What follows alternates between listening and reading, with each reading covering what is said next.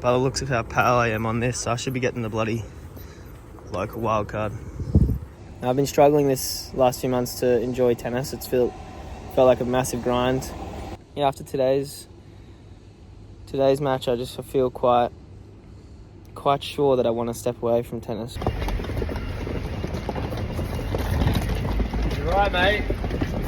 Right, mate. You're right, mate. Yeah, you're right, mate. You're right.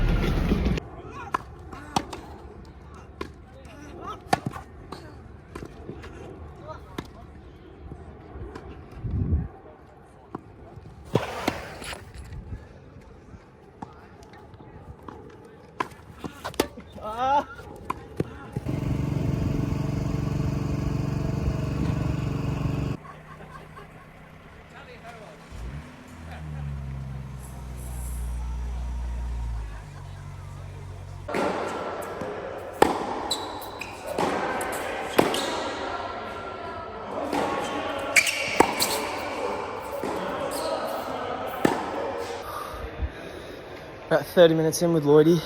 Fuck, hits the ball pretty hard and deep, makes it really physical, and it's not missing too much either. So it's pretty physical in here. Unfortunately, we can't use the grass today. It's raining, so indoor hard's going to suffice, which is definitely better than nothing.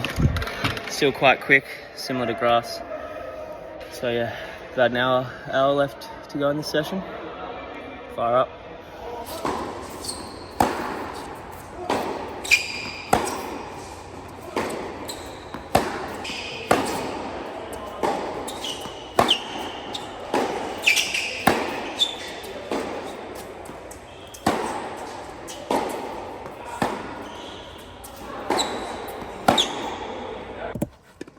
So luckily the rain stopped and me and Lloydie were able to get on the grass and get some hours in. Grass is a very, very unique surface. It's extremely low bouncing a lot of the time.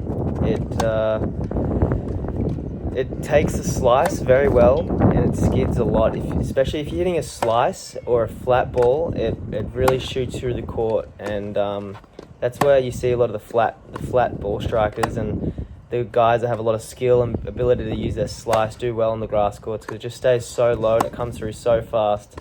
But when you're hitting topspin, it kind of grips into the court and doesn't do as much as it does on a hard court, and especially clay court. The topspin doesn't really bite and kind of kick off the court. It more sits up. That's not to say it's not good. You obviously see Rafa winning Wimby. But yeah, it's definitely a very unique surface, and it's a lot of fun. The movement especially is very different. You're not able to be as reckless, I would say, with your movement. You have to be very balanced, in particular with your foot placement and your balance. Any kind of error in movement will lead to a fall over and maybe a rolled ankle. So that's why you use the different shoes to help you grip into the court. But yeah, I would say it really favours the aggressive baseline and people that can finish at the net, because once you're at the net, if you're hitting a volley, because volleys kind of come through very low and flat, it really suits well to people that can have the ability to finish points at the net. And you can see the drop shot there. Lloydie's probably getting to that on a hard court, but just kind of dies. But yeah, it's the grass.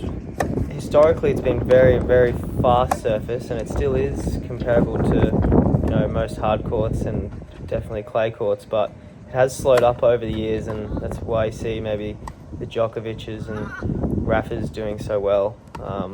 Whereas in the past, it's more serve dominant and volley dominant players. Yes. And definitely, I would say it favours big servers as it comes through.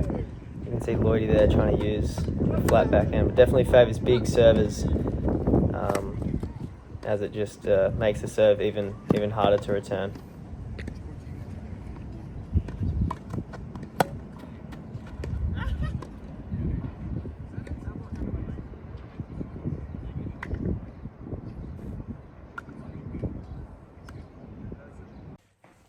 I'm going to take advantage of the kitchen and the loneliness this week. I'm going to start cooking. I'm not much of a cooker. I I'm usually staying in hotel rooms and, eating at the courts and eating meals out when I'm not eating at the courts. So I'm going to make the most of it. Chopped up some veggies and going to make some simple dinner, chicken thigh and veggies. Not sure how it's going to turn out, but we'll see.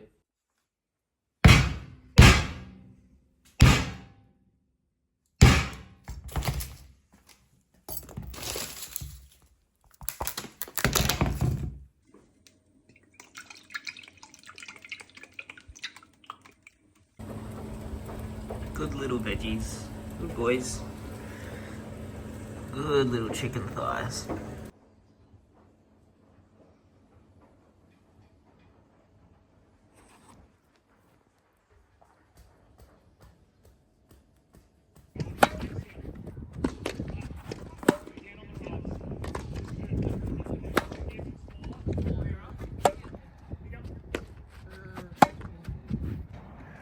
Around the ball and your legs are closed.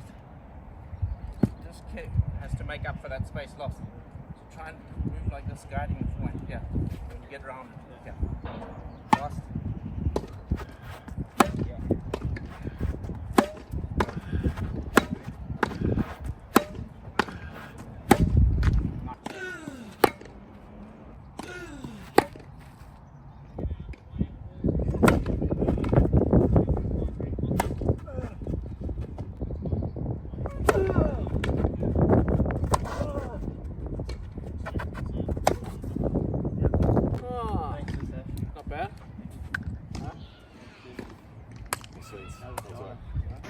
Week training done, moving to the official accommodation today. Bags packed.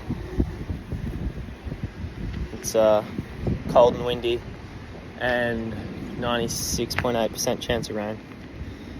Standard. This is the type of Uber you want to see. Free bags, free men. 3 of them. 3 of them. Sorry mate, it's a fair few bags. It's okay, no problem.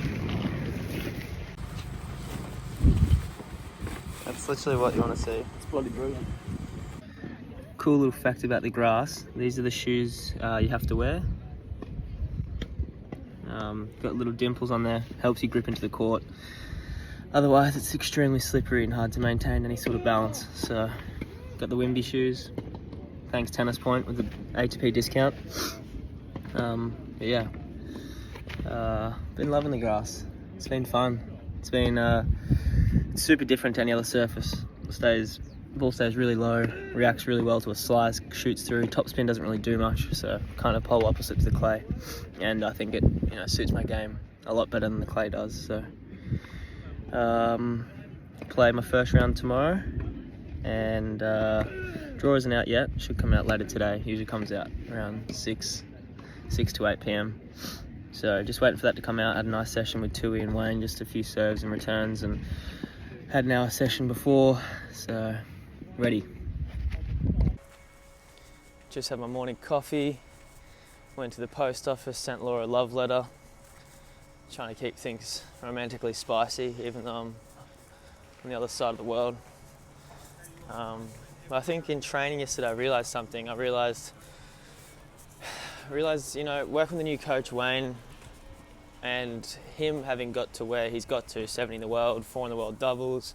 His brother was 20 in the world, sister, very good player as well. I don't know exactly what she got to, but very high up in the rankings herself.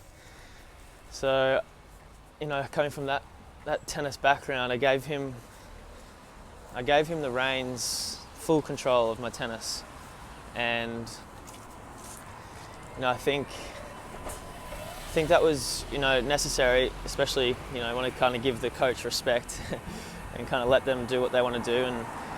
And I think it's been great. I think he's been focusing on the right things, footwork and a lot of little other things. But I feel like since working with him, I've kind of relinquished my own trust in my own game.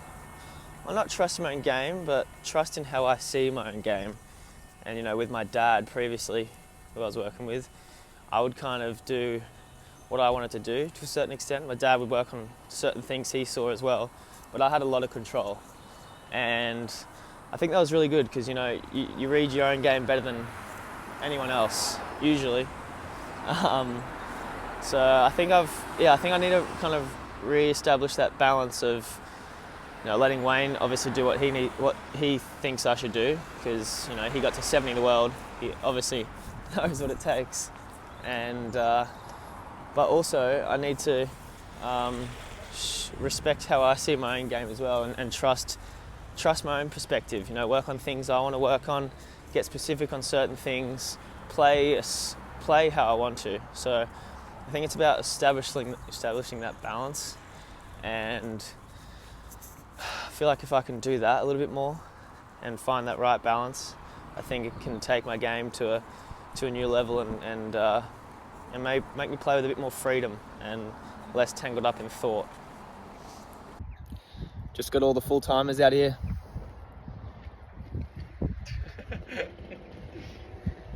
Yeah, just me and Tui. All good, guys. We'll get them in. All good. Full timers only. Alright, here it is, the first match on grass. I was really hopeful that the change in surface could be a change of results for me. I was really excited to get stuck in on the grass, but this match started really poor. I started really poorly. A lot of errors. Wendelken made it tough for me. He was playing very aggressive and taking care of my second serve, but I just remember a lot of errors. I think I did a very good job mentally, given how I was playing, to stay very positive and focused, and not go back into old patterns of thinking and kind of becoming the victim.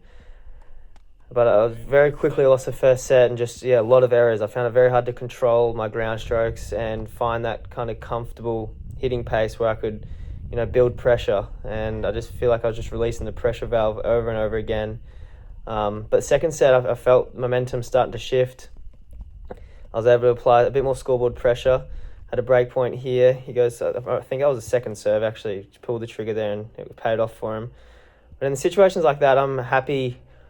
Like that's actually, I'm kind of happy at that. You don't win the break point, but you know that you're building pressure if they're going for a big second serve like that. So I knew that momentum was changing, and if I could just keep it steady, not like that forehand there, but if I could just find my feet, then I was in a good shot. But here I had a few break points, and again, just not able to find the court when it really mattered. 2 backhands in a row. Still give myself a chance. I remember this one I said I wanted that point to just take that into my hands and go line. Maybe not the right play, but that's the 4th backhand in a row that game.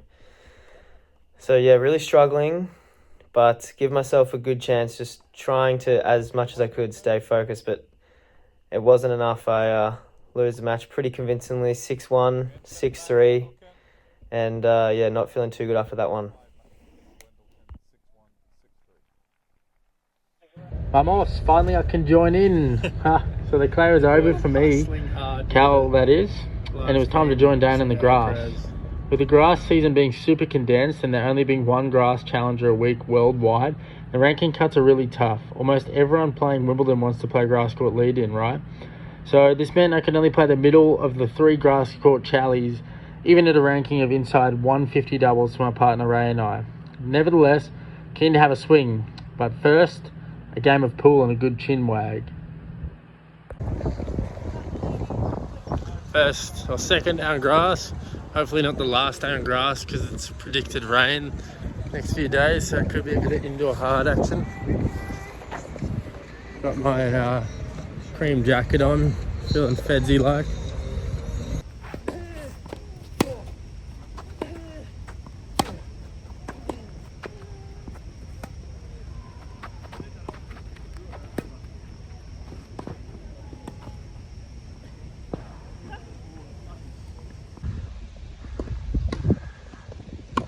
Best looking lad on tour. Marriott Saffin of the Chally Tour.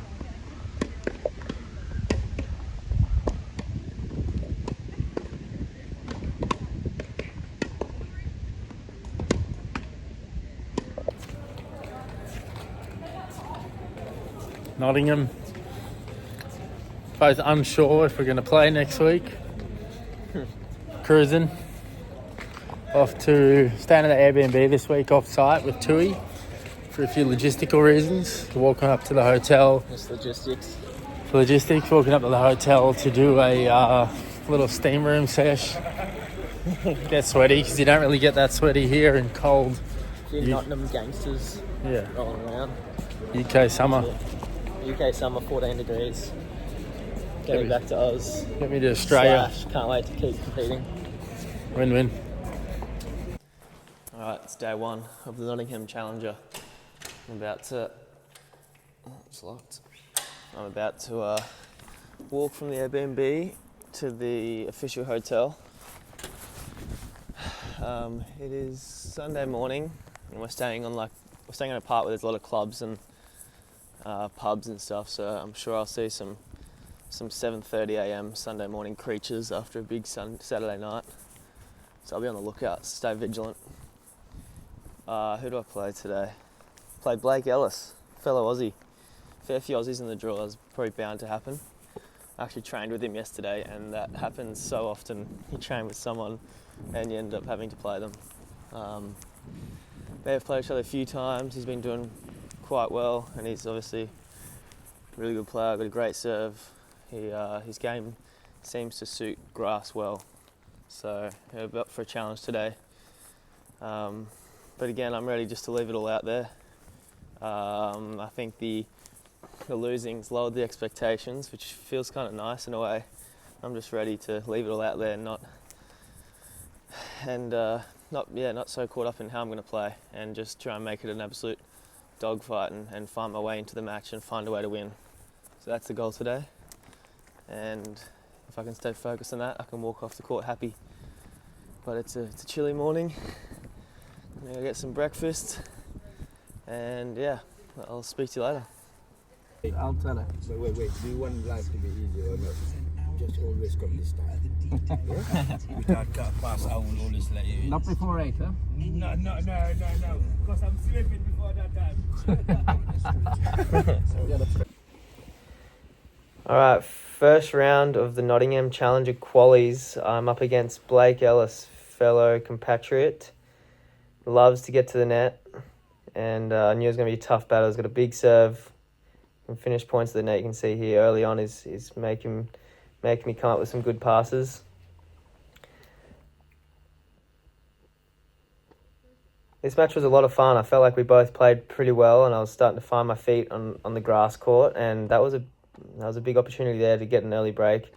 And I remember that point was kind of pivotal because I found it hard to get a hold of his service games with the big serve, and he has good variety. You can see going body a lot, and it just puts a lot of pressure when they have a good serve followed by the good volleys, because not only do you have to get the serve back, you have to worry about them, coming to the net. So it just puts pressure on the quality of your return. You have to do more than you usually would if they stay back, especially on the grass court. But I get the break, and I was in a really good mindset this match. I felt quite relaxed. I do remember getting a little bit tight closing this first set out. Not sure why. I think it's just quite natural, but I remember this backhand volley in particular. I need to work on that actually. I feel like I missed that one in the net a little bit. But it was a good play to sneak in. And that drop shot, two shots just clipping the net, and it's back on serve, and before you know it, I'm actually down 3 set points myself. And that lob's long. I felt like I really had that set, and it changed very quickly.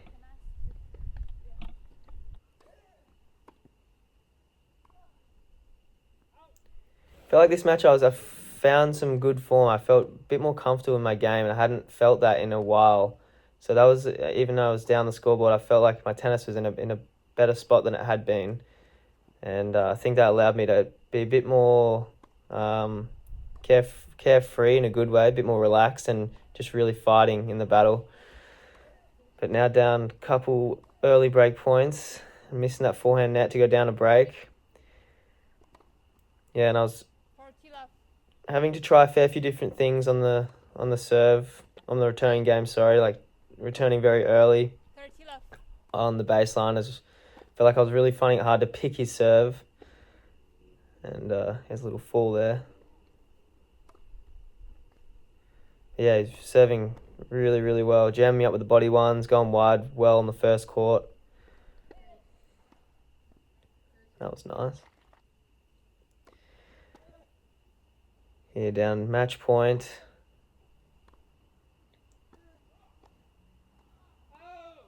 Game, set and match, Ellis.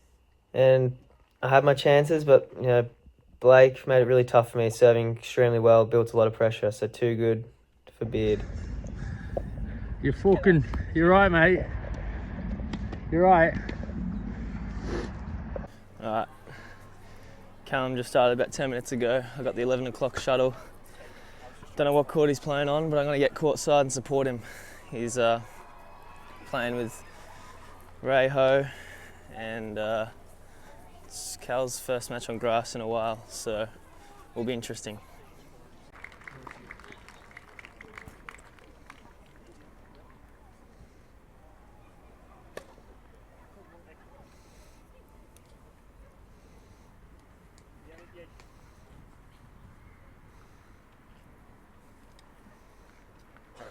Boys.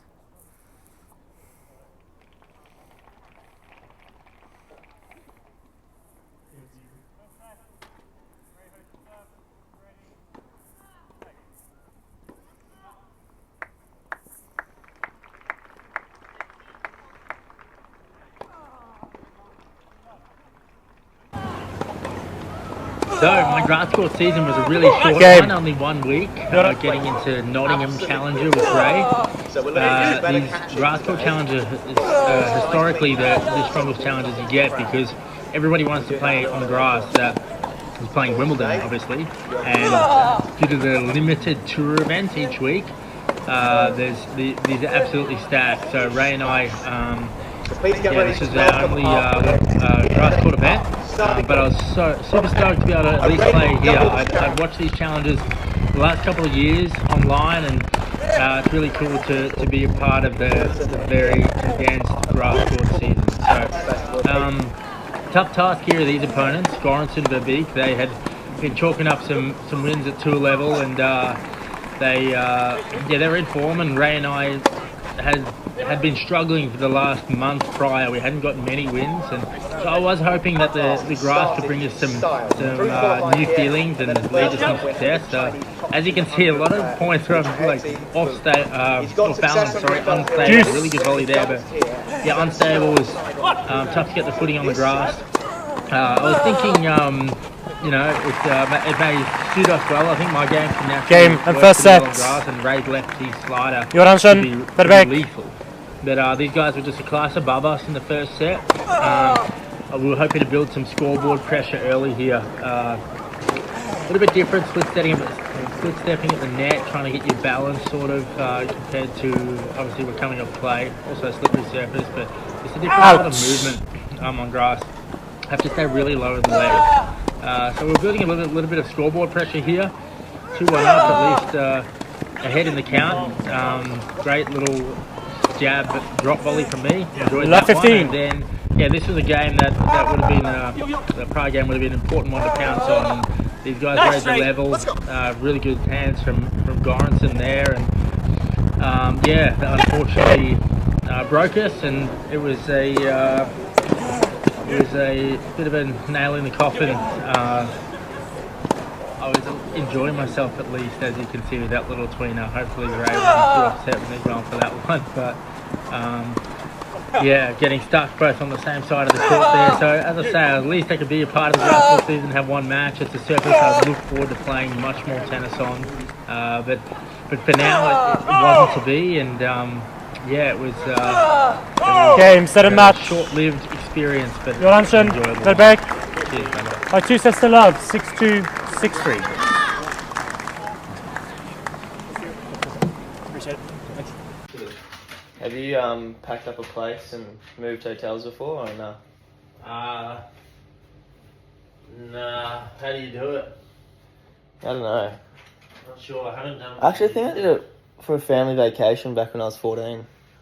It's just exciting, you know, that Yeah. feeling of packing. Yeah. Yeah, we'd never really get... The novelty doesn't wear off, does it? The novelty doesn't. No, It it's really just the doesn't. gift that keeps on giving. It's so nice. It's like Where Christmas. should this one go? Maybe here? How do you do it? Look at this. Where should this one go? Adam Walton's old lotto shorts. Good little top 100.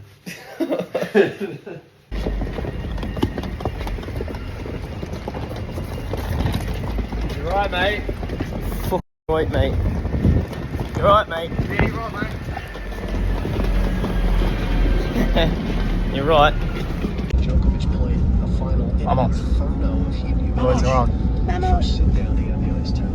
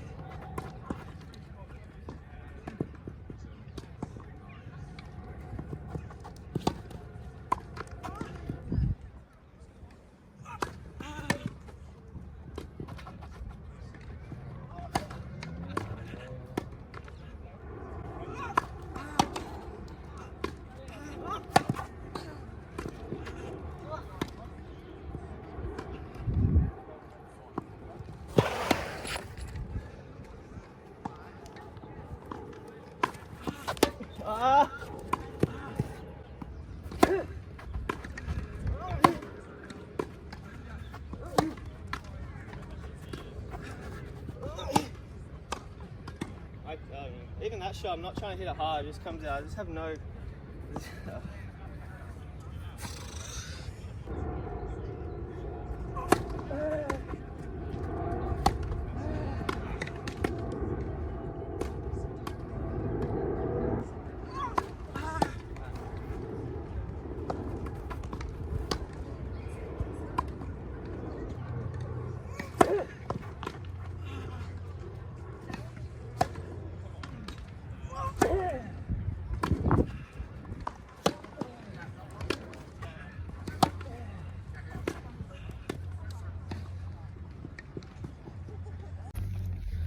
Alright, 3 days to go to lift off. 3 spots out. First day to Wimby. 3 heels. In the 3 Achilles heels I got to take out. what brand of car is this? It's a Land Rover. In the Land Rover Defender. Who's getting the last Wildie? Please not Charles Broom. Sorry, mate. You're a legend, but it's got to be going to Crawford or Peniston Surely for my Crawford. sake. Alright, over and out. By the looks of how pale I am on this, I should be getting the bloody local wild card.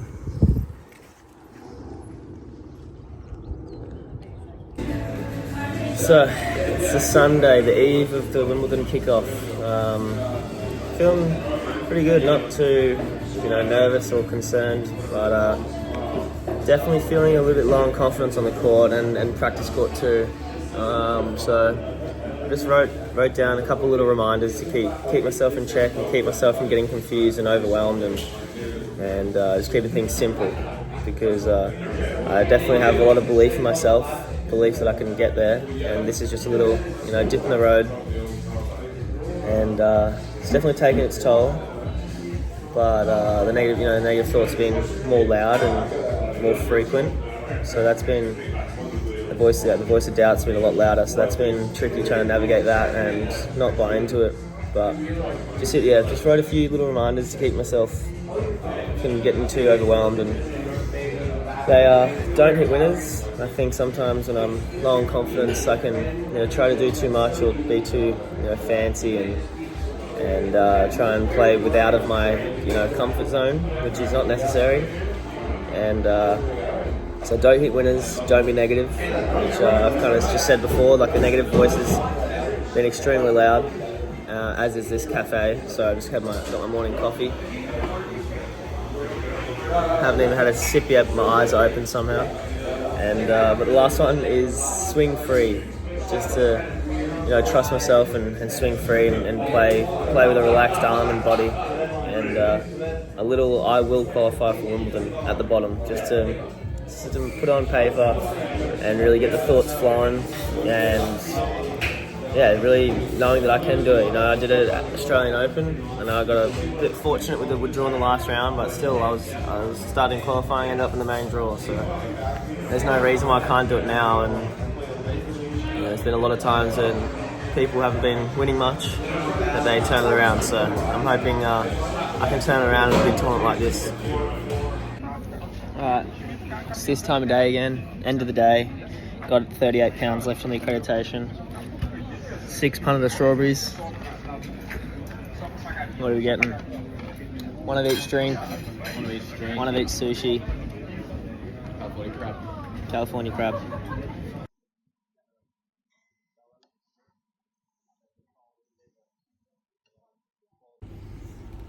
Feel a little bit weird filming this, but I thought, why not? This channel is kind of built off honesty.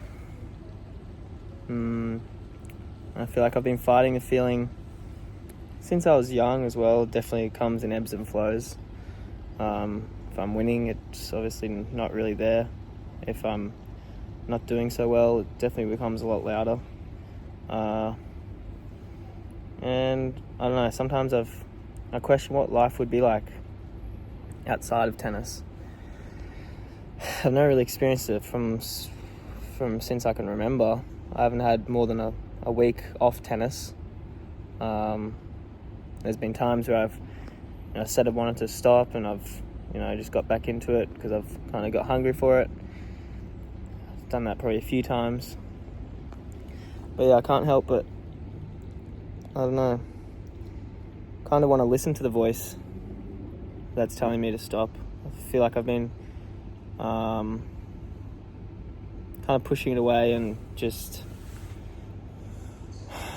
suppressing it, I think, for a while. I've been struggling this last few months to enjoy tennis. It's felt like a massive grind, and maybe that's the reason why I'm losing, or maybe losing is the reason why I feel this way. Chicken or the egg. But after today's match, I feel quite sure that I want to step away from tennis for a little bit, indefinitely. I don't want to put any date on it because I don't want to have to think about any sort of return to tennis. I want to take a step back and really make sure I'm clear about what I want. Like, do I really want to play tennis? If I was a betting man, I would say that this will be a temporary break. There's part of me doing it because I want to take a break and stay at home for a while and see what that's like. Maybe start coaching for a bit, maybe get a normal, job at a cafe or something, just experience life outside of tennis. And I've been struggling a lot, but I've been, over the years, I've been really good at just pushing myself and just telling that voice just to shut up, really. But now, no, I feel like it's the right time just to step away. Also, my tennis on the court, I'm not really sure the way I'm going about it, like if I'm playing the right way. Like, I don't know, working with Wayne, he's been a great help, but at the same time I feel a little bit confused as to how to play. And yeah, I definitely didn't think I'd be feeling like this after my run at Australian Open. But there's a part of me that wants to stop because I want to and I don't really want to play right now.